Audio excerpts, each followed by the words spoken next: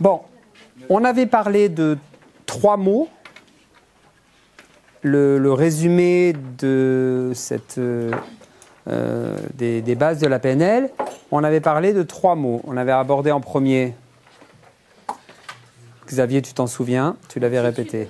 Communication, changement, attitude. L'attitude. Ensuite, on avait parlé de communication. Et maintenant, on aborde le changement.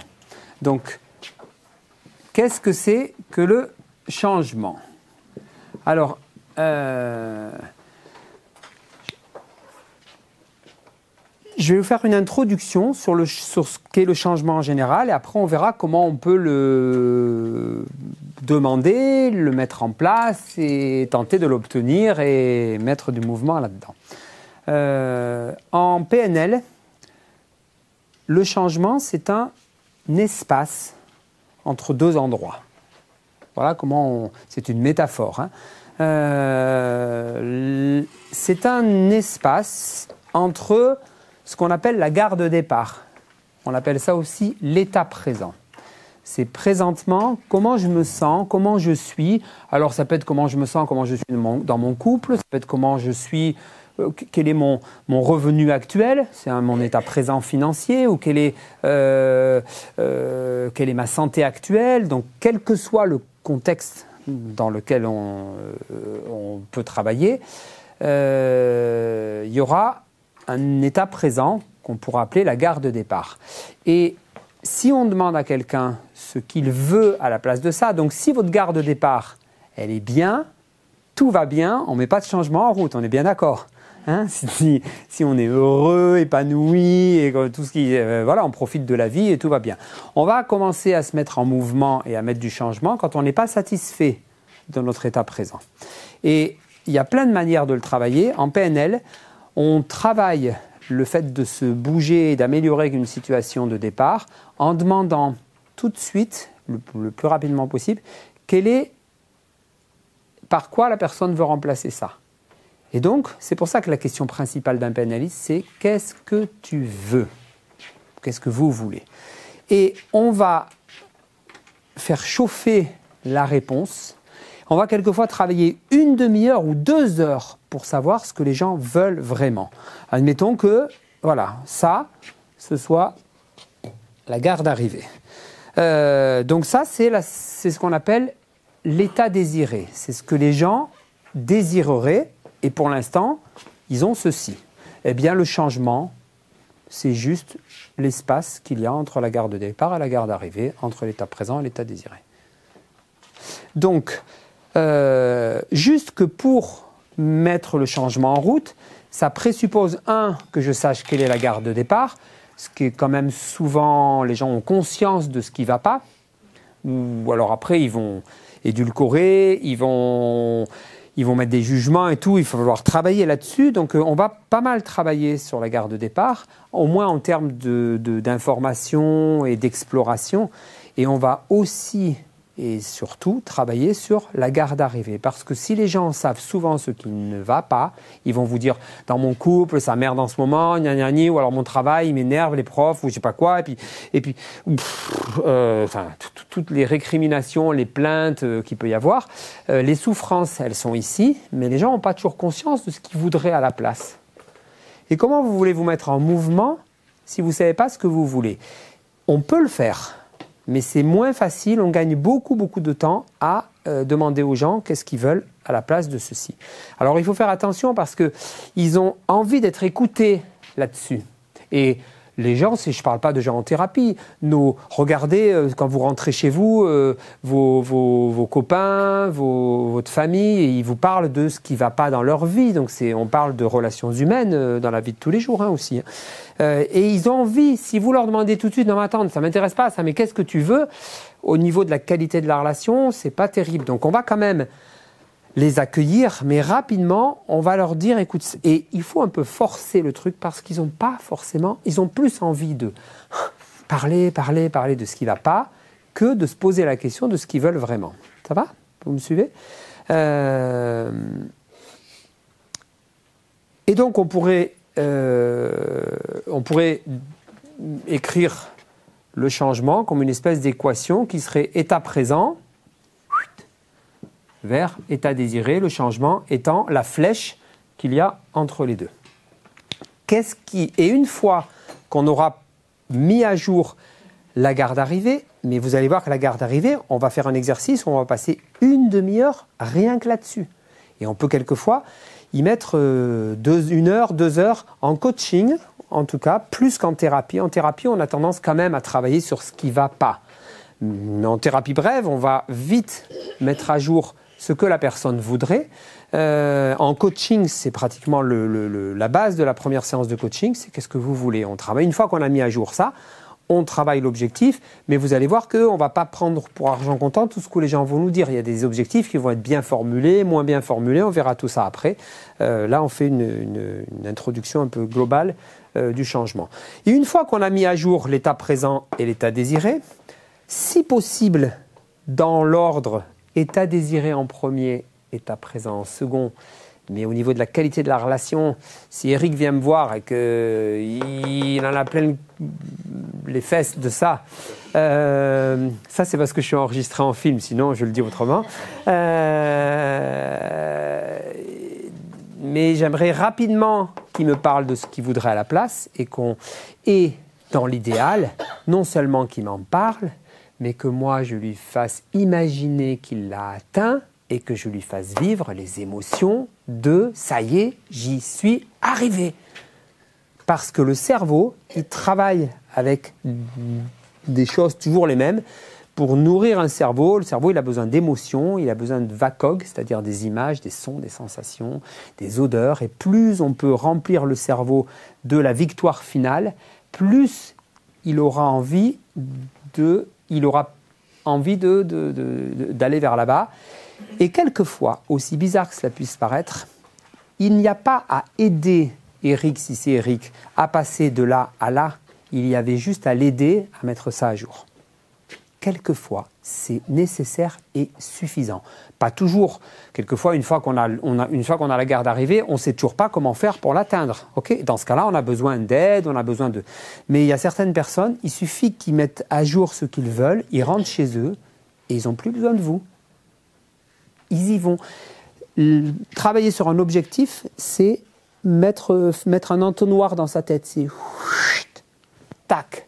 Parce que quand on a mis à jour que c'est ça qu'on veut, quand on se balade dans la vie, hop, il y a quelqu'un qui nous attire vers là. Il y a un livre qui nous attire vers là. Si on l'a mis en place, on a on a une lanterne là qui fait qu'on va choisir certains trucs. Et si j'ai le choix entre manger avec Tania ou Fabien et que c'est Tania qui a des expériences ou des choses qui se rapprochent de mon objectif, si je peux faire que l'une soirée ou l'autre soirée, peut-être que je vais manger avec Tania parce que je sens qu'elle peut m'amener des choses, elle a une expérience, tout ça.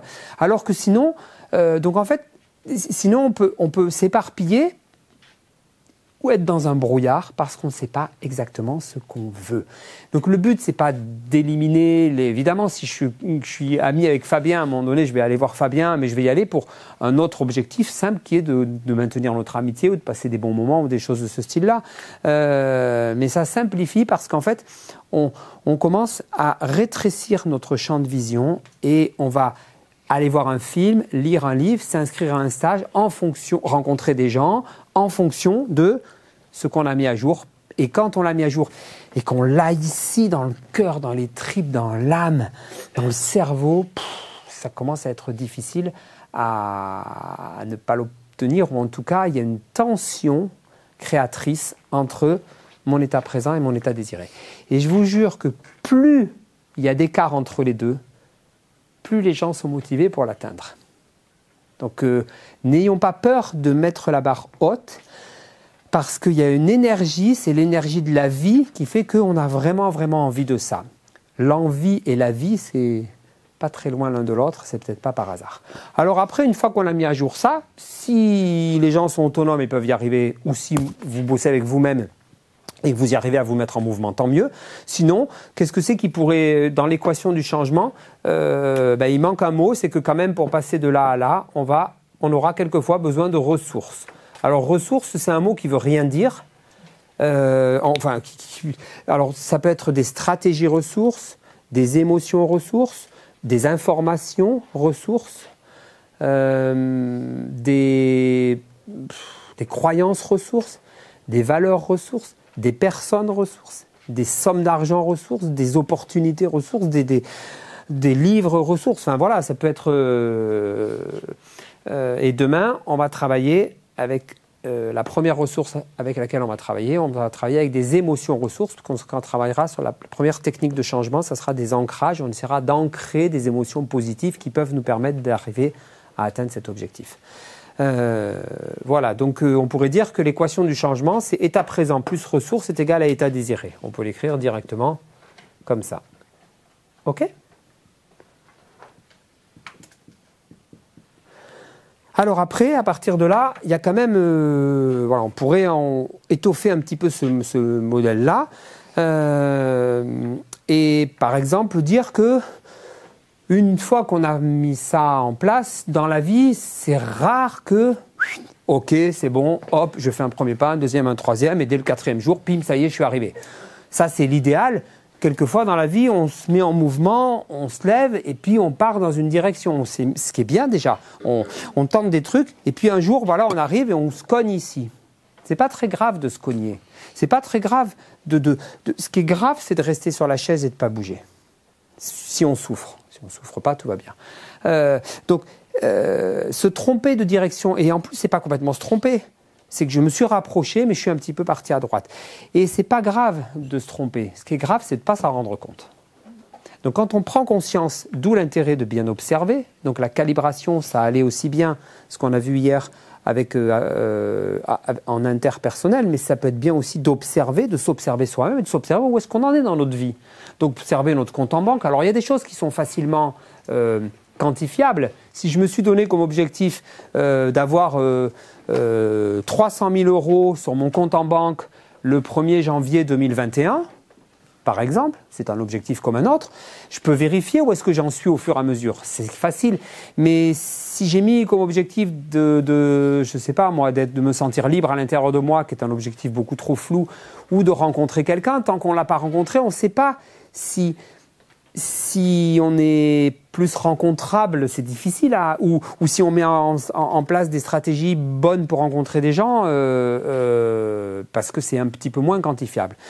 Donc on reprend. Si jamais on se rend compte qu'on a été trop à droite, ok, on prend acte, on donne un coup de barre à gauche et puis on part vers là-bas. Et puis ok, on se bute ici, hop, je fais un peu gaffe, essayons de s'en rendre compte le moins tard possible. Et puis voilà, je vais arrêter. Donc en fait, peut-être qu'on va les obtenir comme ça, nos objectifs. C'est pas toujours linéaire. Ok, ça fait partie de la vie.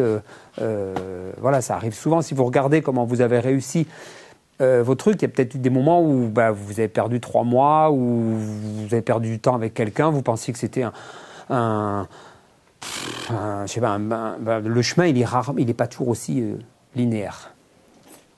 Voilà ce qu'on pourrait déjà... autre exemple. Il y a des gens pour qui, même quand ils ont mis en place un objectif, ils n'ont pas forcément la motivation. Je parle juste de motivation. Ils savent à peu près ce qu'ils veulent, mais il y a des gens, ils ne sont pas tellement motivés par obtenir ceci, ils sont motivés par fuir cela. Et ce qu'ils veulent surtout, c'est « je ne veux plus vivre avec lui ». Je veux plus de ce boulot de merde. Je veux plus de vivre dans cette région parisienne où il y a trop d'embouteillages, des choses comme ça. Donc, il y a des gens qui ont une motivation pour s'éloigner de la gare de départ, une motivation. Ils sont plus motivés par ne pas souffrir que par être bien.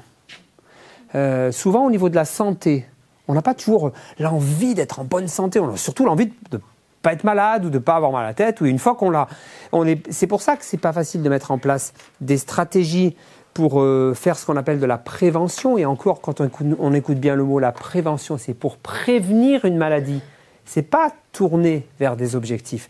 Donc quelquefois, il y a des objectifs qui seront plus difficiles à mettre en place que d'autres parce que notre cerveau est plutôt câblé sur surtout ne pas vouloir ceci donc il y a des gens, ils se mettent en mouvement, ils n'ont pas forcément besoin d'avoir un objectif, ils ont surtout besoin de ne pas souffrir. Et bizarrement, ceux-là, on les aide en les enfonçant. C'est-à-dire que quelquefois, est-ce que tu es suffisamment mal ou il ne faudrait peut-être pas que tu sois un petit... Reviens me voir dans 15 jours, 3 semaines quand tu seras vraiment bien malade, que tu n'en pourras plus au niveau de ton angine ou je ne sais quoi. Enfin, donc quelquefois, bizarrement, ça peut être intéressant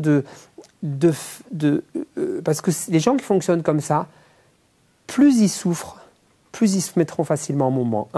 Il y a un moment comme si on touchait le fond, là, puis on allait, pam, ça y est, j'en ai marre maintenant.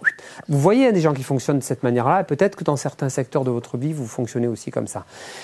Ceci n'empêche pas, donc gardons cette motivation de ne pas vouloir ceci, enfonçons-les un petit peu en leur faisant pourquoi. Alors enfoncez-les. Ça peut être, imagine, voilà, tu as encore moins d'argent ou ta santé est encore moins bonne. On les fait imaginer ce qui va se passer si ça se passe de moins en moins bien. D'accord ? Ça peut être juste de l'imaginaire, de les enfoncer. C'est pas... N'empêche que même si ça vaut peut-être le coup de les enfoncer un peu, c'est quand même important qu'ils sachent une fois qu'ils sachent quand même à un moment donné qu'ils puissent se retourner et qu'ils puissent avoir une direction vers laquelle aller pour obtenir ce qu'ils ont envie d'obtenir. Voilà, donc ça, quand on fait du changement, c'est assez génial parce que, évidemment, quand on est thérapeute ou coach, on travaille beaucoup avec le changement. Quand on est les gens qui travaillent avec des enfants, le métier que tu fais, Eric, tu travailles évidemment avec du changement puisque tu es tous les travailleurs sociaux, mais même des gens qui travaillent dans les banques, ils aident les gens à gérer mieux leur argent et tout. Donc regardez, il y a plein de secteurs dans lesquels on travaille avec le changement finalement. Et ce qui est assez intéressant, c'est que quand on perçoit le changement de cette manière-là, ça devient assez facile parce que on oriente les gens vers cette gare d'arrivée. Et cette gare d'arrivée, on la travaille dès le début. C'est-à-dire qu'on démarre par la fin. On veut que les gens ils vivent ce que ça fait d'être arrivés là. Et une fois qu'ils ont bien vécu ce que ça pouvait faire, donc on est allé vraiment dans le sens du positif, dans le sens de la solution, c'est ce qu'on appelle la thérapie orientée solution par exemple, alors il va manquer quelque chose pour que l'équation du changement, elle soit complète, parce qu'il manque encore un mot, et on va poser une drôle de question.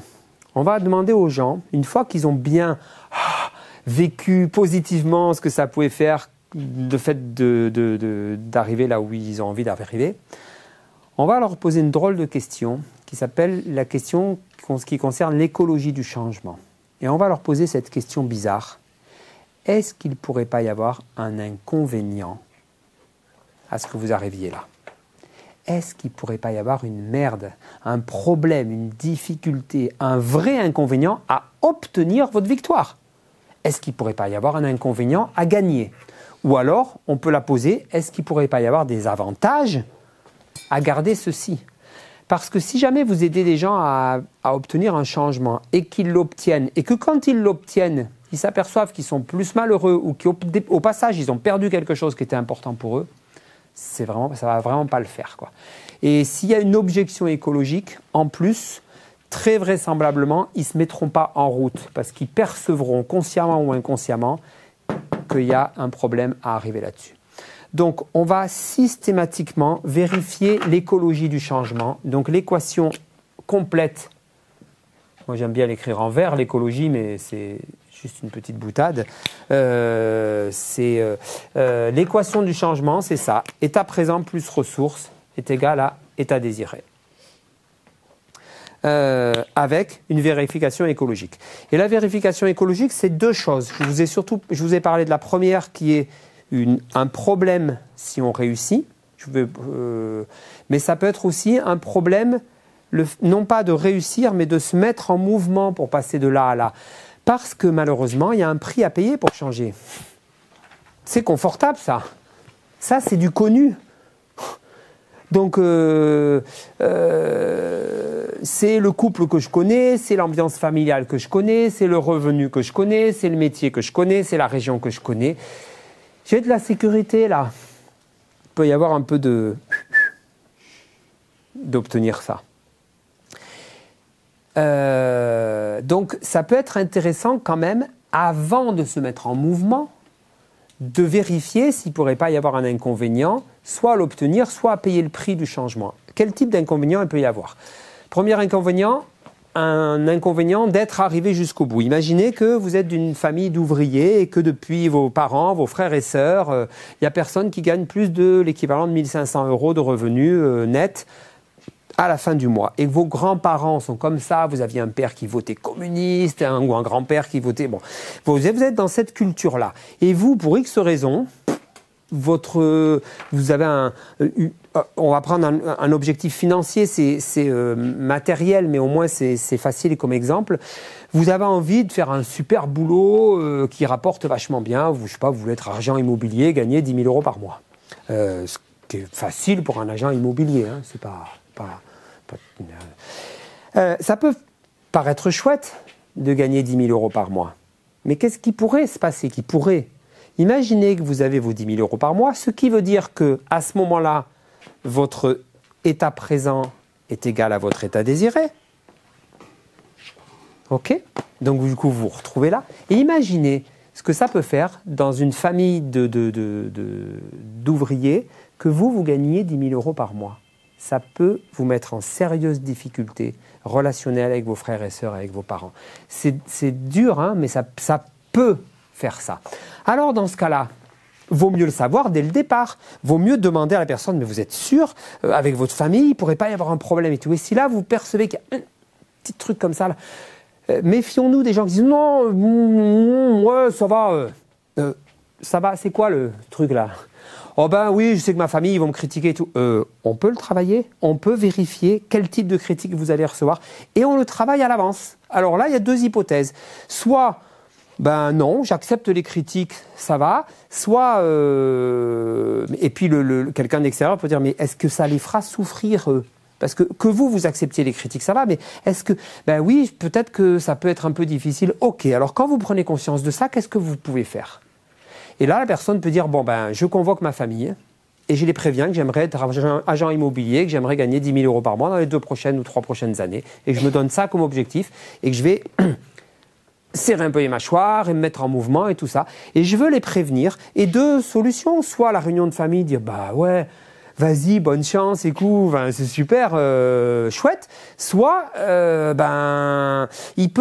cette personne peut vraiment mettre sa famille dans le coup pour vérifier si elle est à côté d'eux, si elle les soutient, ou au moins si elle ne met pas des bâtons dans les roues.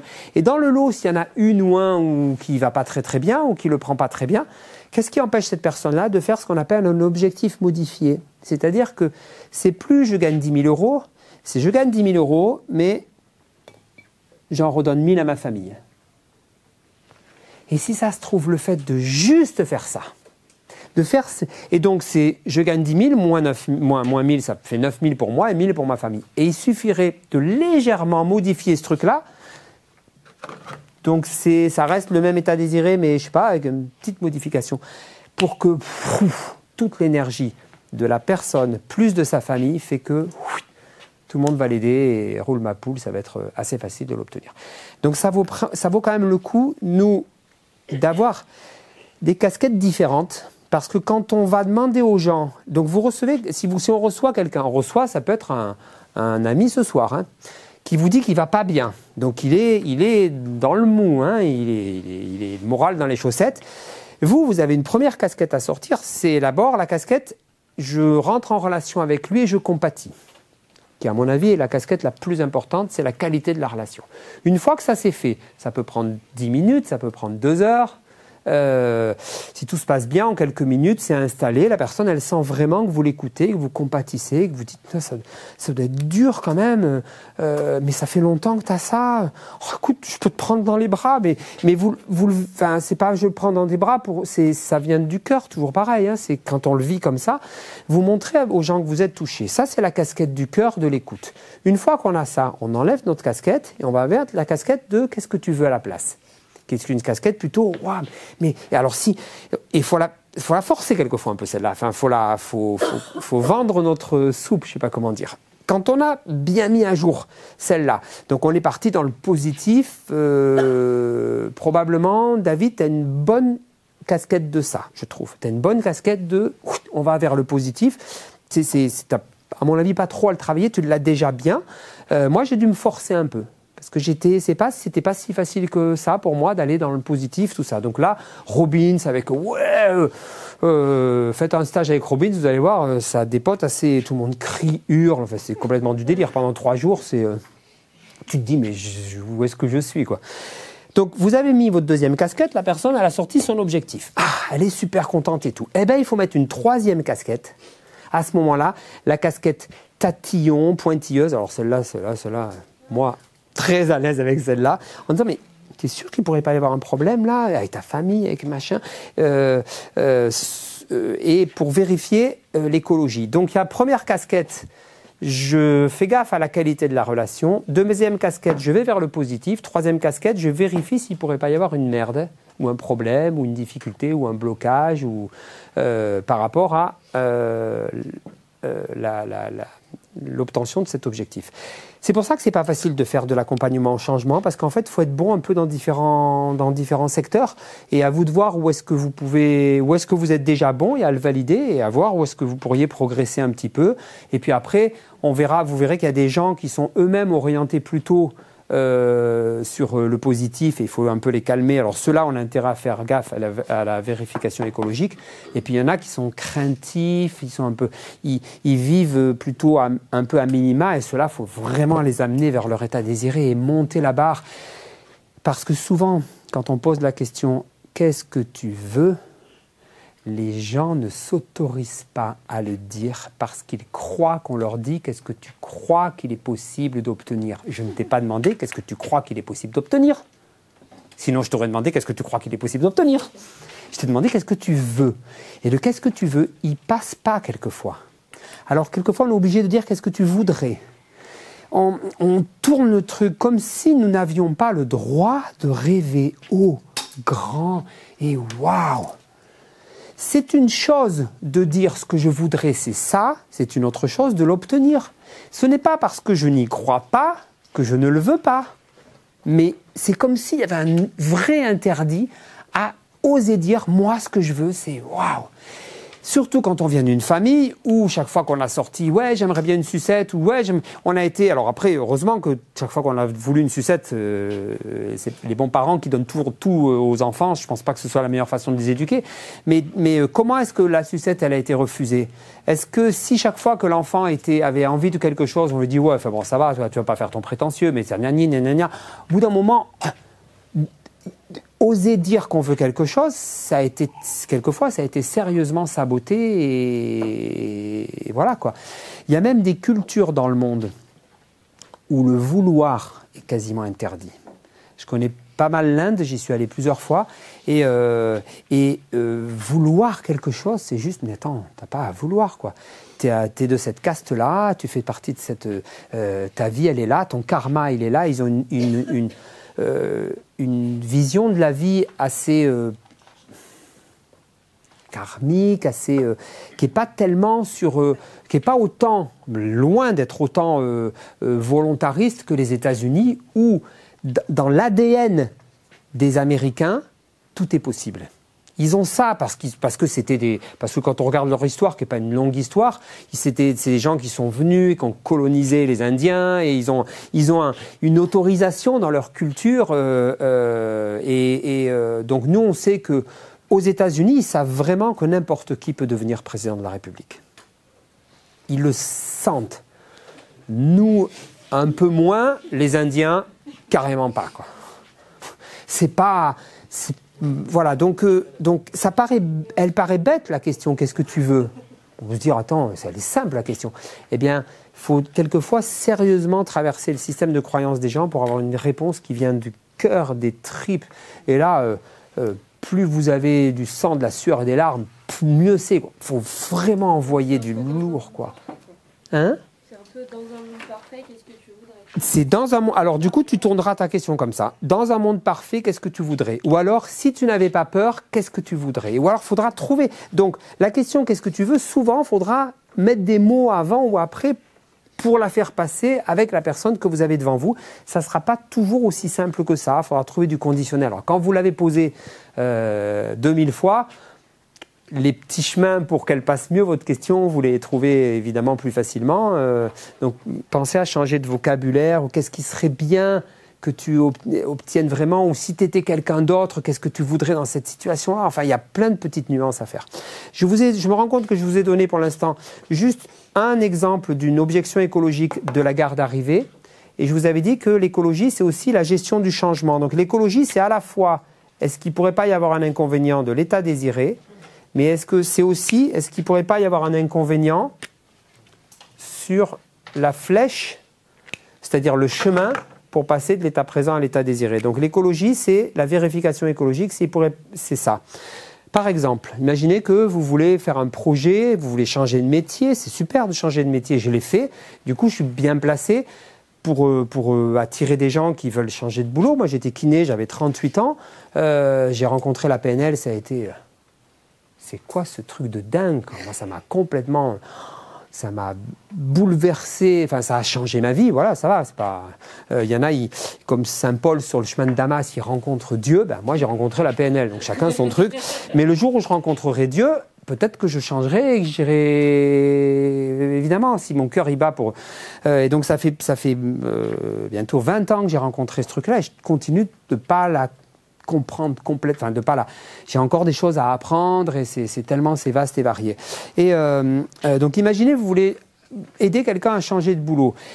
Il y aura un prix à payer pour changer de boulot. Ça ne va pas se faire comme ça. Donc moi, j'ai dû me former, j'ai mis de l'argent dans les formations. Ça m'a obligé à m'absenter de mon boulot. Donc j'étais moins dans mon cabinet de kiné. Donc j'avais une famille où j'avais 2 enfants et ma femme qui voulait que être avec les enfants et c'était pas négociable. J'ai tenté, hein. Elle était plus forte que moi en négociation là-dessus. Et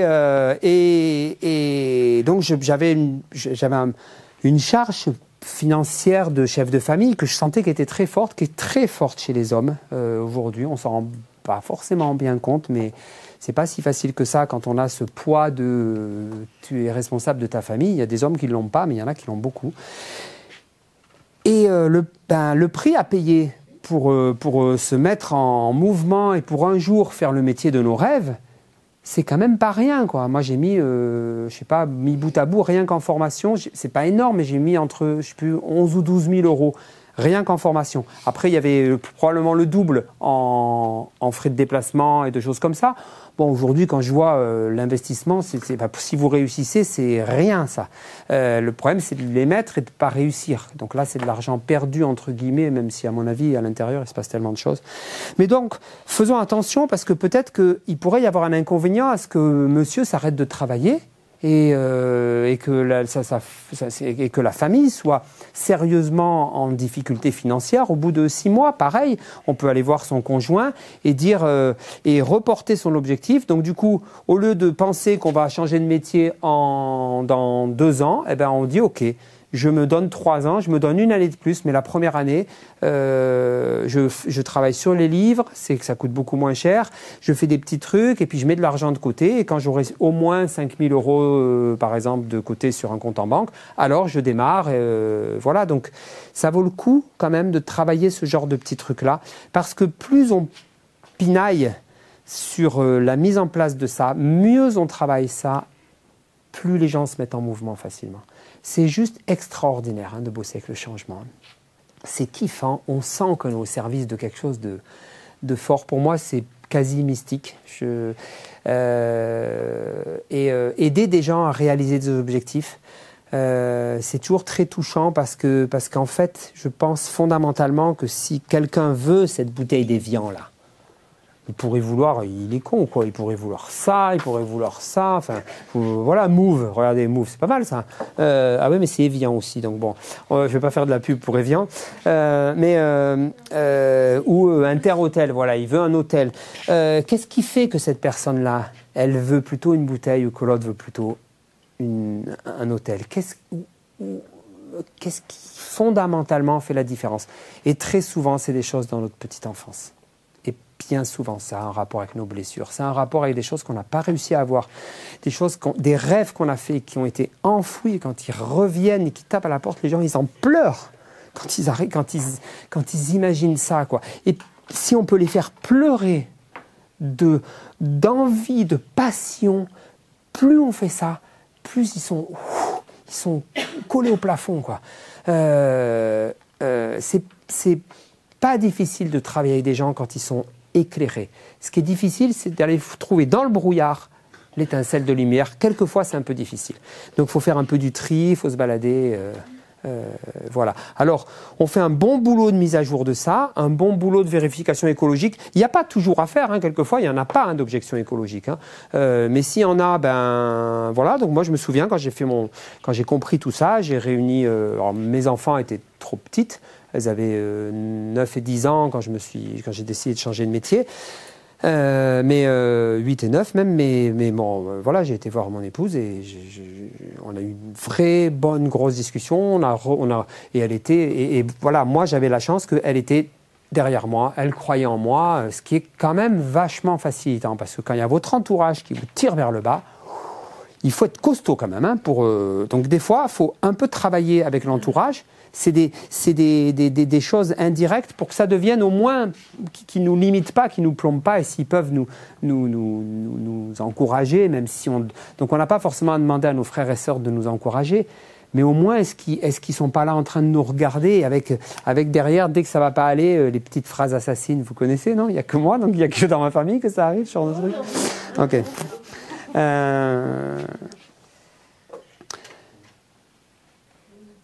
Voilà, je voudrais vous dire encore 2 choses là-dessus. Est-ce que vous avez des questions sur ça? Ça va? Oui. L'étape 4, du coup, c'est d'abord tu entres en empathie, ensuite tu définis le train de la gare d'arrivée.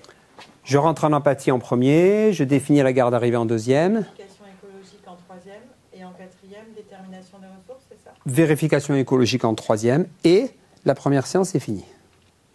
Parce que, il y a du boulot là, hein. Et tu laisses partir les gens avec, bon, ok, eh ben, ça peut être bonne chance, parce que ça peut être juste un ami qui t'a parlé, mais il va continuer d'y penser. Dans sa tête, si tu lui as mis beaucoup de ça, parce que ça, je l'ai mis comme ça, mais en fait, c'est ça, hein, en fait, c'est waouh. Il repart avec du waouh dans le cœur, quoi. Donc, il est grand quelquefois suffisamment pour téléphoner, pour s'inscrire, pour dire, pour arrêter de faire ce qu'il faisait jusqu'à présent. Enfin, quand tu as bien questionné. Donc, ne fais pas tout dans le même moment. Si tu fais déjà ça et de la vérification écologique, peut-être qu'après, il faudra travailler là-dessus pour voir c'est quoi les problèmes, c'est quoi qui. Mais pas toujours. Fais confiance au fait que les gens. Quand ils savent ce qu'ils veulent et qu'il n'y a pas de gros problèmes pour l'obtenir, ils vont se mettre en mouvement. Après, il y aura peut-être à travailler sur une croyance, sur une peur, sur une stratégie, ok, d'accord, il y aura. Mais ne demandons pas toujours tout de suite aux gens qu'est-ce que tu peux faire pour l'obtenir, parce que le faire, c'est pas toujours la solution. Quelquefois, c'est d'abord de le ressentir dans une forme de vibration, dans une qualité d'être. Donc après, on a plein de questions hein, qu'on peut poser. Qui tu penses que tu es pour vouloir ceci? Et là, tu fais un lien entre l'objectif et l'identité. Et si tu sens que le feu y prend, je peux te dire que c'est un brasier, ça. Quand les gens ils se perçoivent identitairement comme « je suis ça ». C'est différent de « je veux ça ». Et là, ça devient de plus en plus inarrêtable. Donc, quelquefois, il n'y a pas toujours un travail de ressources à faire, mais laisse passer une nuit ou deux, et puis tu les reprends, tu les appelles, où est-ce que tu en es, voilà. Et puis des fois, tu t'aperçois qu'il n'y a rien qu'à bouger, parce que ils sont... Et à toi de voir s'ils veulent en reparler, mais généralement, si tu as bien fait ton entretien ou ton échange, ça devrait quand même pas mal dépoter. Xavier? À l'inverse, dans la résistance au changement. Dans la résistance en entreprise. Oui, alors quand tu parles de résistance au changement en entreprise, tu parles souvent d'une résistance systémique. C'est qu'un individu, je viens de vous parler d'un individu là, mais un individu qui veut changer quelque chose, dans une collectivité, dans un système, alors toi tu penses à entreprise, mais c'est pareil pour les familles et les quartiers et les associations et les systèmes et les syndicats et les trucs politiques et tout ça, enfin la résistance au changement, là elle est super méga importante. Et là, pour ta question, c'est quoi? On fait quoi avec? Là, on va utiliser les ressources pour amener le changement. Oui. En vérifiant l'écologie. Oui. Du coup, pour amener le changement, quand il y a une résistance au changement, sachant que l'état désiré est nécessaire, quelque part. Alors attention, le problème c'est que, en fait, il y a des très grandes résistances au changement. Très grandes. Mais c'est des résistances chez les autres, pas chez soi. Donc là, c'est un modèle personnel. Tu as bien fait de poser la question parce que c'est un modèle qui fonctionne au niveau de l'individu. Quand on est au niveau d'une collectivité, il va falloir tenir compte de quoi? De l'écologie des autres. Donc, la vérification écologique, et du coup, j'avais oublié de le dire, c'est est-ce qu'il pourrait y avoir un inconvénient pour moi et ou pour les autres à ce que j'obtienne mon objectif. Et dans les entreprises, malheureusement, c'est souvent le cas, ou c'est perçu comme le cas. C'est-à-dire que si toi, tu deviens responsable des commerciaux, ou si tu deviens directeur de ce service, tu prends la place de celui qui était avant, ou tu prends la place de celui qui voulait la place. Et là, elles y sont vraiment, les résistances au changement. Eh bien, le boulot, c'est d'aller mettre en place et de dégoupiller tous ces trucs-là. Donc, s'il y a, par exemple, toi, tu veux... Donc, je suis dans le cas de figure dont tu parlais ou... Alors, je n'ai pas d'exemple concret, mais okay. On parle souvent de résistance au changement, et principalement dans un cadre professionnel. Et, oui, il y en a énormément. On va dire tout le temps. Oui. Et justement, est-ce qu'avec la PNL, on a moyen, oui, on a donc, des ressources donc, pour aller atténuer cette résistance? Complètement, mais alors du coup, une des choses à faire, c'est de mettre carte sur table. Donc on va prendre un exemple, je sais pas, moi tu es vendeur, tu veux devenir responsable des ventes, donc prendre un peu de... Et puis après, si possible, directeur du service commercial. OK ? Et tu travailles ce truc-là, entre toi et toi, tu es OK.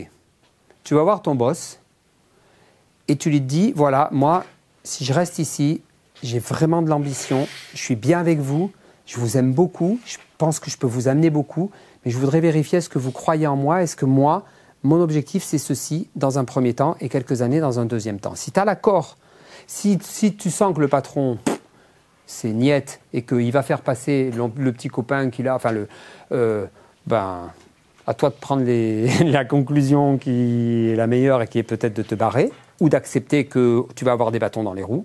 Et puis du coup, tu te mets d'autres objectifs, du style de profiter de la vie le soir en sortant du boulot et d'en faire le moins possible. Il y a plein de gens qui se sont donné ça comme objectif au bout d'un moment. Mais si tu sens que tu as l'aval du patron, alors si tu ne l'as pas, tu peux aussi négocier avec lui, voir qu'est-ce que c'est qui le gêne. Mais si tu as l'aval du patron, du coup, tu peux commencer à en parler autour de toi et lui demander de temps en temps s'il peut te soutenir par un mail, par quelque chose. Voilà, il y a Xavier qui s'embarque à faire ça. Ici, tout le monde a droit à ses chances. Si c'est piloté comme ça, et les autres, ils ne peuvent plus trop rien dire, quoi. Mais tu as intérêt à clarifier les choses parce qu'en sous-main, tu vas avoir un tel qui va aller voir un tel, qui va aller voir un tel, et tout le monde c'est des peurs, hein. Donc, si par exemple le patron décide que toi, si tu as ce poste, c'est un poste qui sera créé en plus et qui prendra la place de personne, par exemple, et que tout le monde sera augmenté de je ne sais quoi, alors hop, ça y est. Mais il faudra tenir compte, c'est beaucoup plus compliqué. Enfin, c'est plus compliqué, mais c'est génial de réfléchir à ça. Okay. Et du coup, ma question, elle était plus orientée avec une équipe, par exemple. Oui. Une équipe refuse de changer. Et est opposée au changement, alors que ce changement est nécessaire. Mais quand tu dis que le changement, il est nécessaire, tu es orienté vers toi, il est nécessaire pour toi. Si l'équipe... Non, pas pour moi, pour l'entreprise. Alors dans ce cas-là, oui, mais toi, l'entreprise, c'est une entité qui ne veut pas dire grand-chose. L'entreprise, c'est aussi une somme d'individus. Si toi, tu comprends que l'entreprise, elle est gagnante et que tu vois, toi, où est-ce que tu peux prendre cette place dans ce changement, toi, ça va y aller.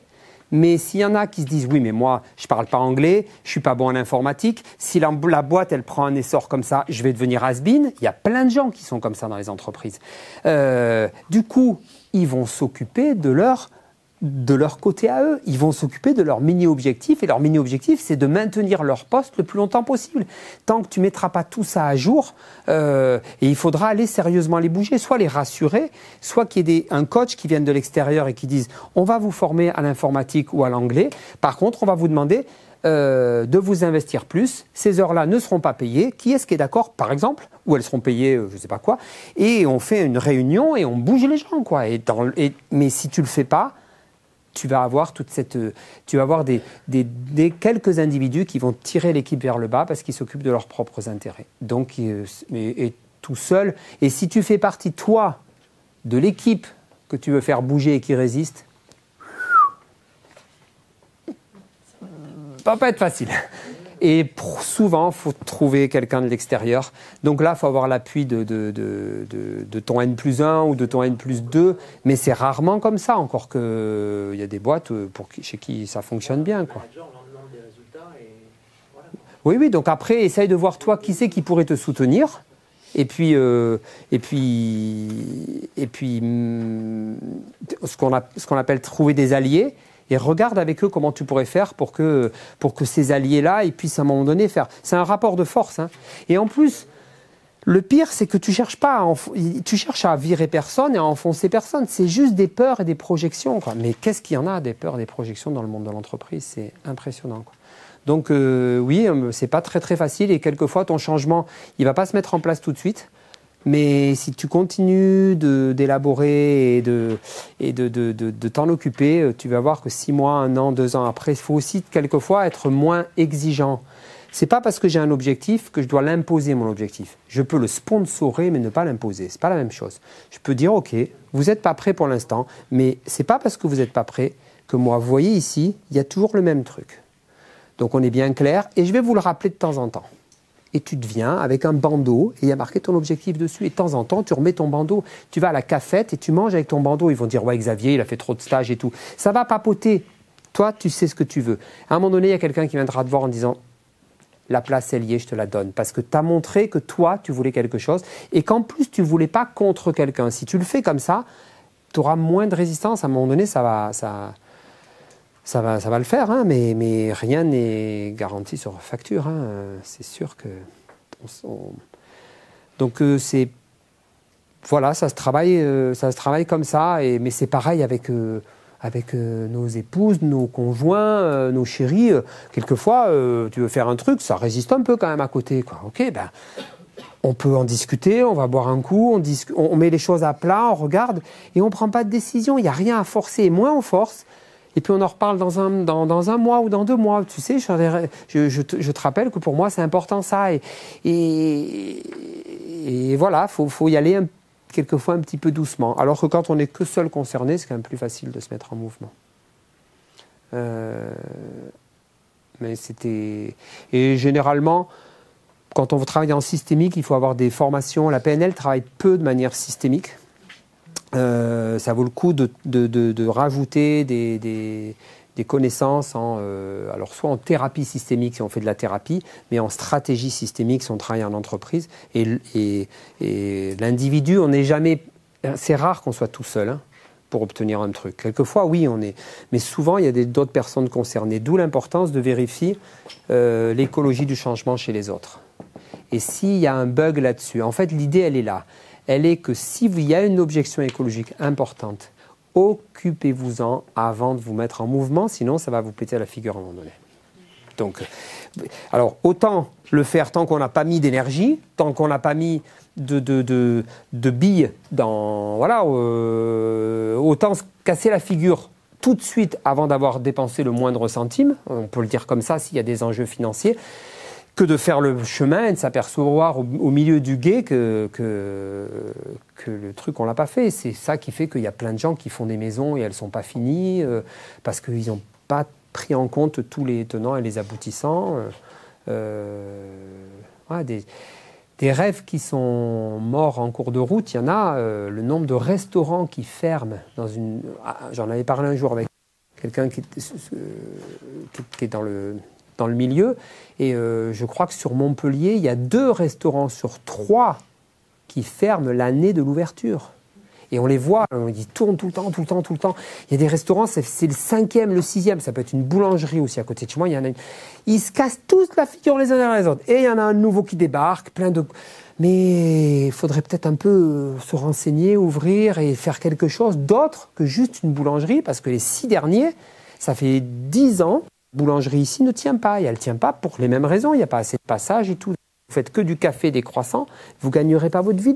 Amenez autre chose. C'est pas très difficile quelquefois, mais ouais, donc on peut en faire du boulot dans les quartiers, mais de toute façon, on se confrontera pratiquement tout le temps au système de croyances des gens, aux croyances limitantes. Et la personne qui a la plus de croyances limitantes, qui va vous embêter pour atteindre votre objectif, vous ne faites pas d'illusions. C'est vous. C'est nos peurs, c'est nos idées, c'est nos... voilà. Après, une fois qu'on sera bien décoincé, il faudra avoir l'intelligence de vérifier autour de nous qui c'est qui est en jeu et qui c'est qui pourrait souffrir de ça. Et tu lâches un peu du lest, t'attends un peu, ou sinon tu décides de passer en force.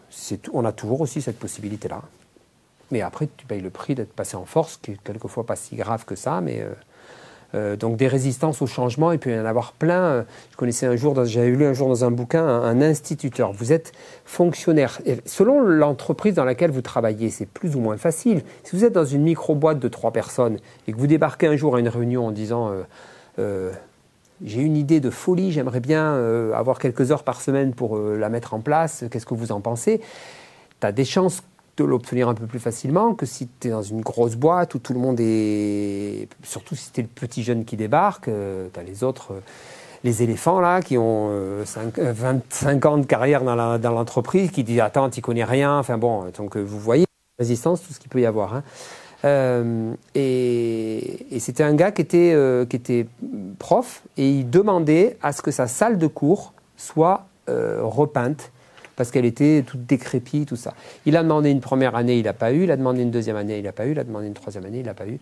Et il a dit, si je n'obtiens pas la peinture des murs, je viens 10 jours avant l'ouverture de la prochaine classe, je prends mon fric avec mes pots de peinture, je demande à certains élèves et on va peindre la classe ensemble. Tu te dis, waouh, il s'implique. Qu'est-ce qu'il a eu? Tous les profs qui lui sont tombés dessus. Tu vas pas commencer à foutre ton fric là. Ça, c'est le début de...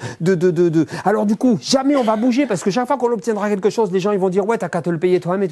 Tous les profs, il a eu tous les profs à dos. Il s'est dit, j'en ai rien à foutre. Moi, je m'occupe de mon besoin et mon besoin, c'est que j'ai envie d'avoir une salle propre et donc du coup, il est passé en force et puis au bout d'un moment, il y a des profs qui du coup ont osé dire mais ouais mais finalement ça va, et du coup ça a débloqué des choses parce qu'au rectorat ça s'est su, un prof qui repeignait la salle avec son propre argent, il a eu raison de bouger les choses parce qu'en retour je crois qu'il a été remboursé ou un truc de ce style là, enfin voilà, mais il s'est dit allez go.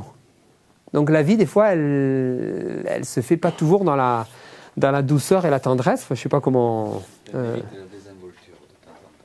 ouais, tu dis ça, le mérite de la désinvolture. Je dis que la vie mérite de temps en temps de la désinvolture. C'est beau ça.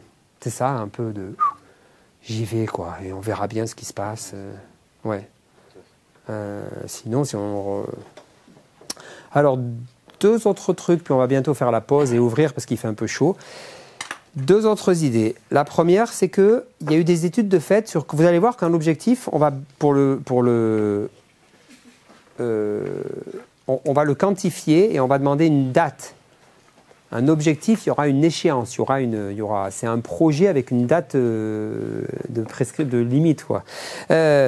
Donc on va dater nos objectifs du style, je veux avoir, ok, tu vas avoir tes 100 000 euros sur ton compte en banque, quand? Ben, je sais pas, le plus vite. Je veux une date. Quand est-ce que tu réfléchis un peu et... Alors là, on est là, ça peut prendre un petit moment. Ok, le 1er janvier 2021. Ok. Donc, il y a une étude qui s'est faite sur quand les gens dataient un objectif, est-ce que dans la vraie vie, ils étaient plutôt optimistes ou est-ce qu'ils étaient plutôt pessimistes? Ça va, vous comprenez l'étude? Alors à votre avis, c'est quoi? On va plus vite dans la vraie vie que ce qu'on croit ou on va moins vite dans la vraie vie que ce qu'on croit? Plus vite dans la vraie vie? Un peu moins vite quand même. dans l'entreprise, Mm. ça va toujours un peu moins vite que Ok. Alors, la réponse, c'est ça dépend. Et la réponse, c'est que les objectifs que vous vous donnerez, que l'on se donne, qui sont à court terme, c'est-à-dire 6 mois, 1 an, 2 ans, les objectifs à court terme, malheureusement, ça prend un peu plus de temps, souvent, c'est pas une généralisation, mais souvent ça prend un peu plus de temps que ce qu'on croyait. C'est-à-dire qu'on pense qu'on va apprendre, on va se mettre à l'anglais, dans 1 an on parlera couramment l'anglais. Eh ben, entre-temps, on a fait des choses, on a rencontré des gens et nos cours d'anglais, des fois, on n'y était pas tous les jours et ça donne pas le résultat qu'on escomptait au bout d'1 an parce qu'on a fait d'autres choses. Donc, dans les objectifs à court terme, on a tendance à être trop optimiste et les gens sont souvent plus longs pour réaliser leurs objectifs à court terme. Par contre, pour les objectifs à long terme, 5 ans, 10 ans ou 15 ans, on va plus vite que ce qu'on croit. L'idée est celle-ci, c'est que en fait, ce qui est difficile, c'est de sortir de ça. Parce qu'on est collé à nos habitudes, on est collé à notre gare de départ. On est pris dans des modes de fonctionnement, dans des croyances, dans des trucs, dans des connaissances, on a des manières de vivre, on achète le même journaux, on mange la même nourriture, on va dans les mêmes quartiers, on écoute la même musique, je ne sais pas comment, on fait les mêmes dépenses, vous voyez. Et souvent, ce qui est difficile, c'est de s'arracher de ces habitudes. Le premier pas, il est plus difficile que le deuxième et le troisième, quatrième. Après, au bout d'un moment, ça va aller. Mais sortir de ces habitudes et oser faire quelque chose qu'on n'a pas l'habitude de faire, c'est souvent assez difficile. Donc, c'est un peu comme la navette spatiale. Vous voyez la navette spatiale américaine qui va dans l'espace, là, Challenger et les autres, là, Discovery. Pour s'arracher de l'attraction terrestre, elle dépense dans les 2 premières minutes 90% de son énergie du voyage qui va durer 10 jours. C'est les 2 gros boosters qu'il y a sur les côtés. Quand ils sont allumés, ceux-là, on ne peut pas les éteindre. Et pendant 2 minutes, il y a une énorme quantité d'énergie qui est dépensée. Après, il y a encore le gros réservoir et après, il vire tout. Et après, la navette spatiale, elle fait le tour de la Terre en 10 jours et elle n'a pas besoin de beaucoup d'énergie puisqu'en plus, elle est en apesanteur. Donc, il faut réguler un petit peu le moteur et puis après, elle a rentré dans l'atmosphère pour revenir, c'est un petit peu pareil, quoi. Donc, ça vaut le coup, quand nous-mêmes on se met en mouvement ou quand d'autres personnes se mettent en mouvement, il se pourrait qu'ils se sont mis un objectif, ils pensent que dans 6 mois, ils vont y arriver, et puis au bout de 3 mois, 4 mois, ils sentent que c'est mort, quoi. Ça va pas le faire. Et là, le risque, c'est qu'ils peuvent s'arrêter et changer de truc, et du coup, ils se sont mis en mouvement, ils ont avancé un peu, ils s'arrêtent au milieu du gué. Sur le compte en banque de confiance personnelle, c'est pas terrible. C'est un bon déficit, c'est un bon débit, ça. Donc, il faut prévenir les gens, soit avant, soit quand ils sont dans la phase un peu molle, que c'est normal, que j'attendais quand est-ce que tu serais pas bien. Et d'ailleurs, regarde, et vous l'avez marqué sur un papier, vous l'avez mis de côté, je sais pas quoi, vous leur dites, regarde cette enveloppe-là, on peut faire ça avec des amis, hein. On écrit une enveloppe, on dit, à un moment donné, si tu vas être en difficulté de je sais pas quoi, vous faites envoyer l'enveloppe, vous la fermez, vous l'ouvrez pas. Si jamais tout se passe bien, vous lui montrez jamais l'enveloppe. Si jamais vous lui dites, tiens, ouvre ça, et vous avez marqué ce qu'il est pratiquement en train de vivre en ce moment. Et derrière, si je l'ai marqué, c'est parce que il y avait une forte présomption que ça puisse arriver. Et c'est justement pour ça que là, maintenant, on va bosser avec. Et là, il y a juste à le maintenir pendant 15 jours sur un peu de hop, et on repart. Et après là, ça va bien. Donc, on peut avoir des coups de mou, des difficultés en cours de chemin. Ça fait partie de la vie. Quand on le sait à l'avance, c'est plus facile quand on nous a prévenu qu'on pouvait être à un moment donné en déficit. Alors, il y a eu des calculs de fait avec des courbes de croissance comme ça. Il y a un moment donné, la motivation, elle est... Parce que tant qu'on est motivé, c'est facile de se mettre en mouvement et d'avancer. Mais ce qu'il faut, c'est que le jour où la motivation, elle va baisser, là, il ne faut pas s'arrêter. Il faut prévenir les gens que ça peut arriver. Alors, soit on le prévient à l'avance, soit on accompagne le truc, puis on leur sort l'étude avec la courbe, par exemple, et on leur montre qu'ils sont pile à ce point-là et que ça serait vraiment... C'est ta interdiction d'arrêter. t'as le droit de pas être motivé, mais t'as pas le droit d'arrêter ton objectif. Je t'aime trop, c'est trop important. Fais pas chier. Allez, viens, on va boire une bière. Fais rien pendant. Ne fais pas d'efforts et coup. Ok, mais on reprend. Et dès que ça va un peu mieux, on s'y remet. Enfin voilà, il faut trouver un petit truc à faire, on va dire. Voilà. Et la dernière chose que je voulais vous dire, c'est que, imaginez, on va toujours prendre l'exemple de l'argent. C'est juste pour que ce soit un exemple simple pédagogiquement, mais je travaille rarement avec des gens qui viennent me voir parce qu'ils veulent gagner plus d'argent. Ça m'est arrivé, mais pas très très souvent. Donc imaginez que vous accompagnez 2 copains ou 2 clients ou je ne sais quoi, qui tous les 2 gagnent 1200 € net par mois. Voilà leur garde de départ. Okay, il y en a un, vous lui demandez qu'est-ce que tu veux et il te dit je voudrais gagner 1500 € par mois. Et il y en a un autre qui vous dit moi je voudrais gagner 10 000 € par mois. Ils sont tous les 2 avec la même garde de départ, mais ils ne mettent pas du tout la même garde d'arrivée. À votre avis, avec qui ça va être le plus facile de travailler? C'est beaucoup plus facile à coacher celui qui veut 10 000. Beaucoup plus. Parce que celui qui veut 1500, c'est ça qu'il nous dit. Ah, j'aimerais bien. Ah, ça serait bien. Ouais, mais... Alors que celui qui veut 10 000, il sait que le boulot qu'il a là, il va devoir le lâcher. Il ne peut pas, dans ce boulot-là, salarié dans cette entreprise, c'est mort. Donc, à un moment donné, il va se mettre en chemin, il va commencer à se renseigner et tout, et puis, ça va envoyer, quoi. Donc, quelquefois, souvent, je demande aux gens, mais quand ils viennent me voir avec un objectif, je leur dis, qu'est-ce que vous voulez? Et qu'ils me disent, ben, je veux ça. Du style, je veux perdre 5 kilos. Alors, on va voir que perdre 5 kilos, on va le mettre de manière positive. Après, ça, c'est le deuxième, juste après la pause, on verra les 5 critères de bonne formulation d'un objectif. Donc, je sais pas, moi, quelqu'un qui voudrait en absolu perdre 20 kilos, mais qui vous dit, je voudrais en perdre 5. Que 5? Non, mais oui, enfin, c'est pas...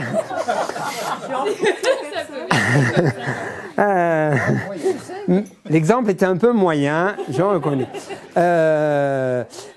Vous voulez que ce métier-là, ou vous voulez que cette somme d'argent, ou vous voulez... Ça vaut le coup quelquefois de pousser les gens à monter la barre et à les éclater complètement, parce que quand on a une barre haute, on a vachement de motivation. Alors que quand on a une barre basse, c'est plus facile de l'obtenir, mais on est moins motivé. Et l'énergie de la vie, elle va avec la motivation. Et pour bosser avec la motivation, rappelez-vous que étymologiquement, motivation, ça vient de motif. Pourquoi est-ce que tu veux atteindre ceci? Pourquoi? Et tant que David, il ne me crache pas le morceau et que je ne le vois pas chialer devant moi, je ne t'accompagne pas. Je te sens pas, je te crois pas, je te demande pourquoi, tu me dis ouais bah parce que ok d'accord, bah trouver quelqu'un d'autre quoi. Moi je veux, il est où le vivant toi? C'est ça que je veux. Je veux voir, tu m'expliques pourquoi ça. Et si tu me sors des trucs de ton enfance et des trucs de ta vie et que c'est une revanche de je ne sais quoi, là je vais te sentir ouah comme ça. Et là je sais que tu es vivant et que tu vas renverser des montagnes, quoi. Alors après, il y aura peut-être à faire gaffe aux objections, il y aura peut-être à faire gaffe à organiser d'autres choses, mais cette étincelle-là, et ça, je peux pas la transmettre, enfin, je peux je peux juste aider les gens à la trouver à l'intérieur d'eux. Et moi, je sais bien faire ça.